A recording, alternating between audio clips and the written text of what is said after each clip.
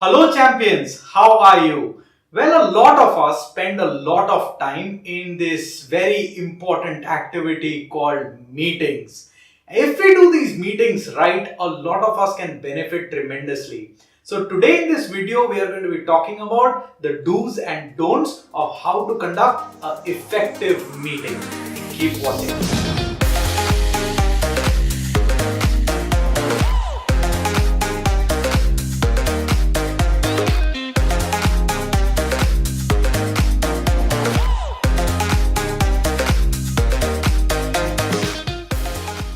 Welcome back. My name is Hardik and I am your own management consultant that helps your business propel. Today we are going to be talking about the ways in which we can make our meetings effective, and there are 7 things that you got to keep in mind. Point number 1, purpose of the meeting. My dear friends, this is the question that we should ask ourselves before we send an invite or call for any meeting. Why do you want a meeting? Because a lot of things in today's day and age can be done over emails and can be done on these freely available brilliant project management tools. If you aren't aware of them, mention in the comments and I will do a separate video on that. Well, if you want to still do the meeting, because hey, you know what, I understand that some communications are better done in a meeting. So if you want to do this right, you better have a well-defined purpose. Now, before we get into what should the purpose of the meeting be, let us understand the kind of meetings that are there. Number 1, information meeting. This is a meeting where you got to communicate about a decision that is taken, or you want to inform about a new policy that you're introducing, or you want to announce a new achievement of your company. These meetings are a monologue meeting where it's one person giving out the information and there is no real discussion that is required. It's information giving and that's where it ends. The second type of meeting is ideation meeting, where you're calling a group of people and you're trying to brainstorm. Either you're trying to solve a problem and you want others to participate and give you the possible solutions to it, or you're probably discussing a new venture that you want to get into, or you're probably discussing what next to do in your existing business. All of these meetings are brainstorming. Now, mind you, these meetings are not monologue meetings. Here you are wanting the other people to participate, and therefore it's called an ideation meeting. The third kind is called review meetings, where you call people and you simply want to have an understanding of what is happening in that department or the function. This is again not a monologue meeting, but here the talking is done majority of the time by the participants. You as a leader ask questions. What meeting are you calling for today? Is that an information meeting? Then state the purpose in the meeting invite or in any other form in which you are communicating. If it's an ideation meeting, it's important that you communicate that you want people to come with ideas. That's the agenda going to be. The third is, if it's a review meeting, tell the person that this meeting is called so that you understand what those guys are doing, and that calls for a brilliant purpose of the meeting. Now that we are done with the purpose of the meeting, comes the second point, which is the agenda of the meeting. You may want to have a pen and paper handy. I'm sure it's going to be useful. Anybody who has been in meetings will tell you that a lot of time meetings start with something and end up being something completely different. And it's very easy for people to get digressed. In fact, it's the easiest way to get digressed. Call for a lot of people, throw in a purpose, but don't stick to an agenda.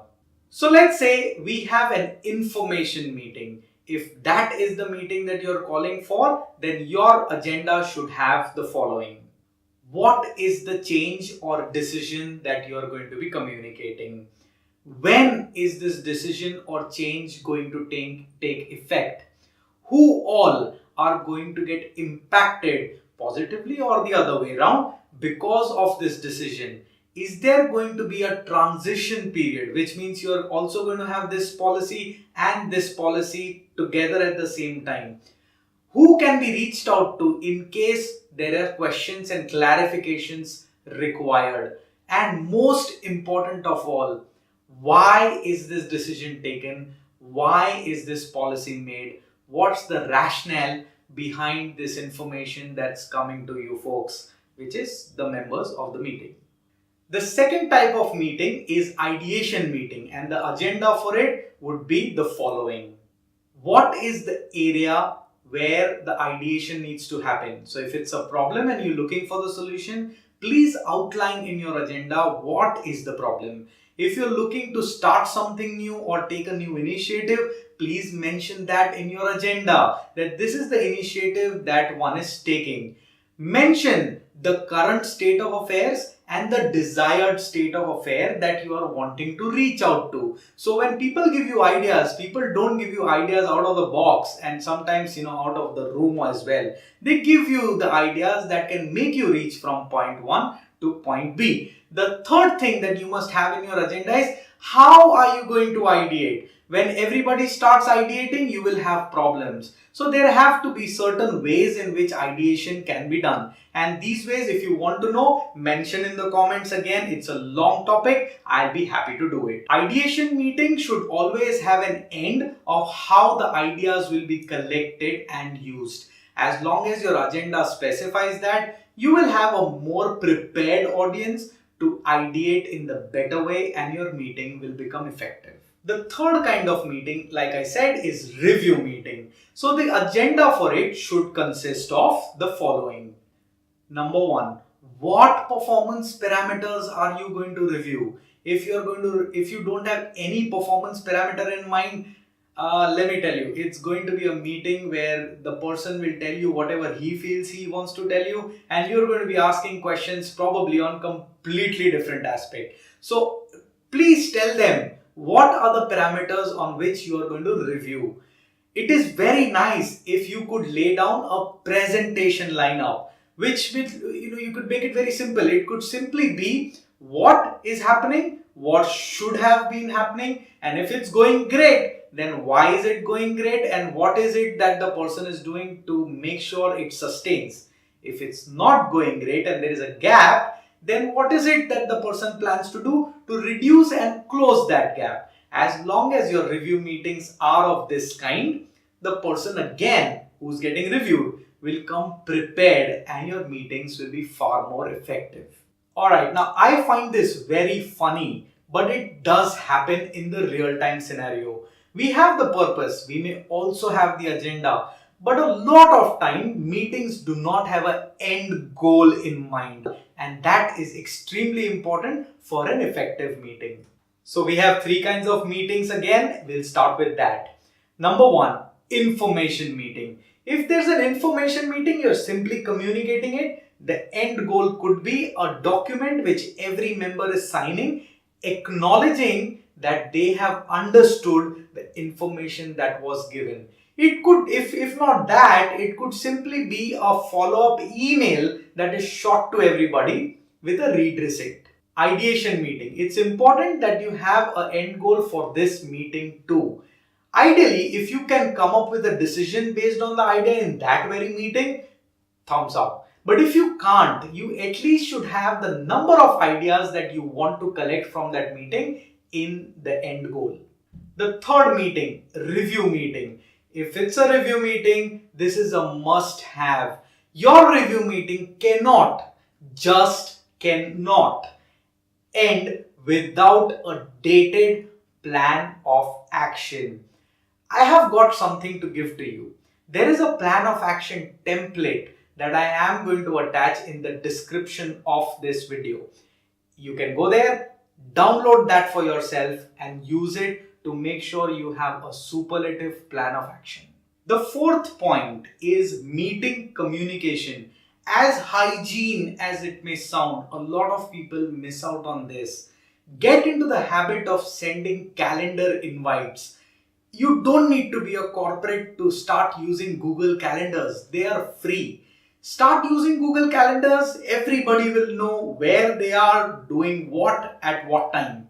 That way you become a lot more organized and you avoid late comings into the meeting because he forgot. Also, you will avoid making phone calls asking people to enter the meeting which they were supposed to but didn't remember. Point number 5, selectively invite people in the meeting. I have been a participant into a lot of meetings where a lot of people are present, but they have absolutely no role to play in that meeting. And the reason given out is the fact that, oh, they also need to be participating in the meeting to understand what the other departments are doing. Well, if that's the case, allow them to participate. Create the meeting agenda in a way where they also have to input, which could possibly go something like this. You have somebody presenting what they are doing, and then everybody in the room is expected to say one good thing about that presentation, and if they don't have a good thing to say, they can give one feedback, things that the presenter could have improved on. If you incorporate these two things or any one of them, chances are that the participants that are there in the meeting will participate actively and you don't have a dead meat sitting there doing nothing at all. Your meeting must have a chair. It is extremely important for somebody to make sure that the agenda is followed. People do not get diverted. Just making an agenda won't help. So have a chair of the meeting who is dictating terms, who's making sure the decorum is maintained and the meeting reaches its end goal. Point number 7, appoint a note keeper. Now, this is an extremely important designation in the meeting, often done wrong. There are two things that note keepers do. Number 1, take minutes of the meeting. Now, minutes of the meeting is important when you want to capture who said what, to capture the contribution from people. This kind of minutes are required when you are either in the ideation meeting or in the review meeting. I would, however, say you would better use it only in the ideation meeting because that's when you want to know who said what so that you can refer back to that person to know the details of what he was trying to say. The second portion of the note keeper and note keeping that happens is writing down the plan of action, the agreed upon action that everyone is going to be taking.